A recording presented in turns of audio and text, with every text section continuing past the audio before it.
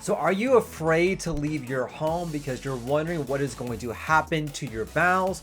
Or are you worried about going out with friends because you have to scope out where the nearest bathroom is? Or do you feel like you're so constricted to not do anything because of the urge to go can be so overwhelming that it may take you from those social events? And you might be thinking, it doesn't matter what I do, nothing works.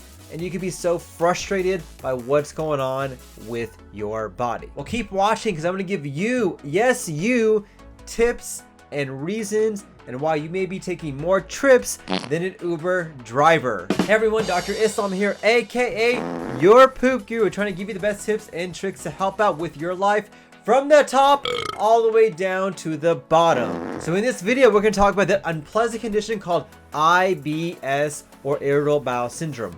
What is it, what causes it, and how you can treat it. So stick around because I'm going to give you the best tips that I recommend as your poop guru. Imagine being pain-free so you can go to those parties and boogie like everyone else. Guys, let's talk about poop. So I have a patient named Julie who's been struggling with gut issues all her entire life. She's currently in her 30s, but as long as she can remember, she's had issues with cramping, diarrhea, upset stomach, indigestion, pretty much like that Pepto-Bismol commercial. And she was told this was normal for her and she just had to deal with it for the rest of her life. But at age 27, she had a minor surgery done and all of a sudden, boom, her gut issues went crazier than normal. She couldn't keep anything down. She had constant diarrhea. She felt tired and fatigued. She did not know what to do. She felt like she was living in a bathroom. Well, after coming to see me, after thorough testing and talking to her, we diagnosed her with IBS. By changing her diet, making some modifications, eliminating dairy, and adding some medications on top of that, we're able to control her symptoms so we did not control her anymore and she can live the life that she wanted to live. If Julie's story sounds familiar to you, you are not alone. Over 35 million people in the US suffer from IBS. That's crazy. It's the most common condition that we see as a GI specialist. So IBS stands for irritable bowel syndrome. And there are a couple of different symptoms and subtypes of this. You have diarrhea, IBS-D, in which you have mainly diarrhea. You have IBS-C, in which you have mainly constipation. You have IBS-M, we have a mix of the two. Then you have IBS-U, which you have undefined, but the hallmark of IBS is abdominal pain or cramping that seems to be associated with a change in your bowel habits. But there are a lot of other symptoms associated with IBS, like brain fog, fatigue, bloating, distension, feeling just bad all the time. While we're not exactly sure what causes it, we do have some theories. We do know in some individuals it is a change in your gut microbiome in which you have too many bad guys and not enough good guys. For others, it is a food-related disease in which foods that you eat can really affect your gut.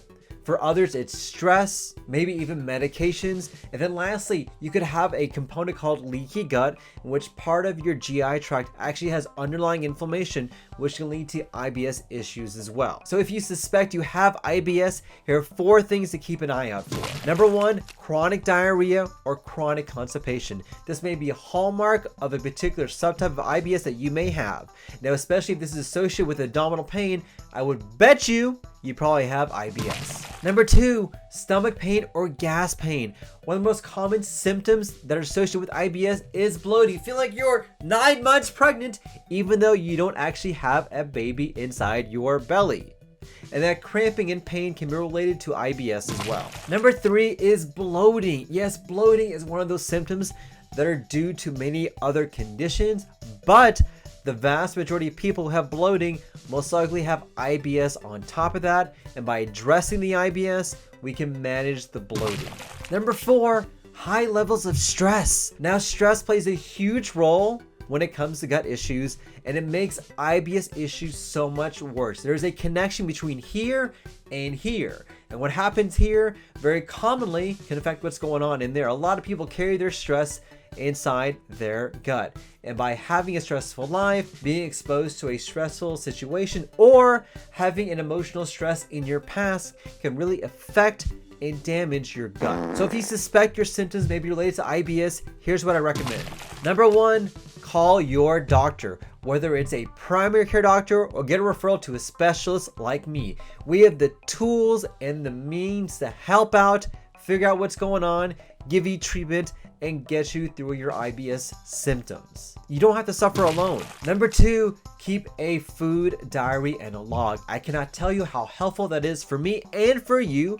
You may come to realize that certain foods very commonly make your IBS symptoms worse, or you may come to realize that certain stressors or certain environments make your IBS worse. Keep that log of stress, food, other things. Let us know what is going on. This gives us a roadmap of ways that we can use to help out with your IBS issues. Number 3, think about what's going on in your life. Now, not some philosophical, what is the meaning of life?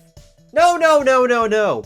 Really boil down to what is going on. Are you under a lot of stress? Are you sleeping well? Are you eating like crap? Do you feel worse after eating certain foods? These are all things that really contribute to IBS, and it's things that I need to know because that may be the underlying reason why you're having your gut issues. The number 4, start walking every day. Say, what? Going for a walk? Does that help out? Yes. Exercise, going for a walk, thinking about things, de-stressing, these things help out. And the easiest and cheapest thing you can do to affect your gut today is to literally go for a walk outside. So here's what I want you to do today. I want you to make a list of everything that's going on in your life. What is causing you stress? Are you sleeping well? Are you eating okay? Have you noticed certain things that bring on your IBS issues?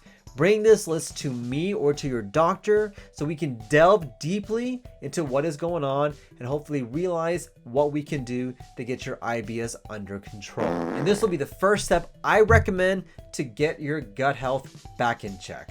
Guys, so thank you for watching. Don't forget to smash that like button, like, share, and subscribe. And if you haven't already, don't forget to subscribe to our weekly newsletter where you get great tips and tricks like you're learning in this video. Guys, hope you have a happy and healthy day. And don't forget, let's talk about poop.